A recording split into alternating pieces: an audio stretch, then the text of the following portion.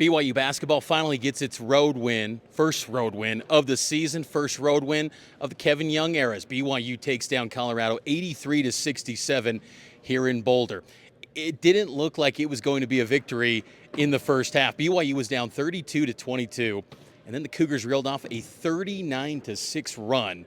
They pulled away from the Buffs, and it was a huge win for BYU in this late night contest in Big 12 play. There was a strong showing of BYU fans in this one, and they made their cheers loud and proud heard here in Boulder as there was chance of BYU as BYU pulled away to get the win. Richie Saunders had a game-high 25 points to lead BYU.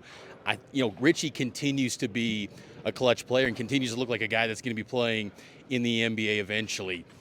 Kevin Young's compared him to Alex Caruso. He's looking like that as a knockdown shooter for BYU. Richie Saunders was 10 of 15 from the field for 25 points, a game high to lead BYU. Other players of note in this one, Trevin Knell, huge bounce back performance for him, 14 points. He did get a technical in the first half. There was a little bit of frustration there. He was walking back, kind of bumped into a guy.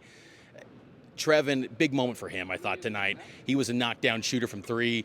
He was taking photos after the game. Just a big moment because that Utah game was tough. It was a difficult situation for him to miss that free throw. Nice bounce back showing for him. Mawut Mag, 11 points for BYU. But then Yegor Demon. Kevin Young pointed out in the postgame that Yegor kind of set the tone for BYU, and he was attacking the basket. One of the more efficient players in basketball when he gets to the rim. Yegor was really productive tonight. 8 points, 7 assists. Still, working things out with his three-point shot.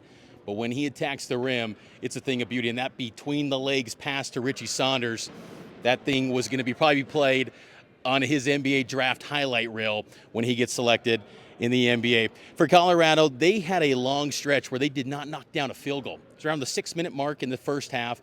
Then they got to about the 12-minute mark in the second half. It was a long stretch of time before they knocked down a field goal.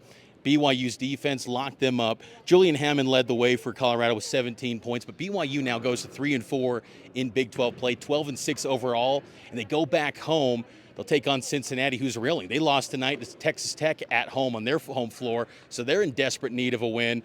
BYU looking to get another victory. So big win tonight for BYU. Cougs break through on the road finally.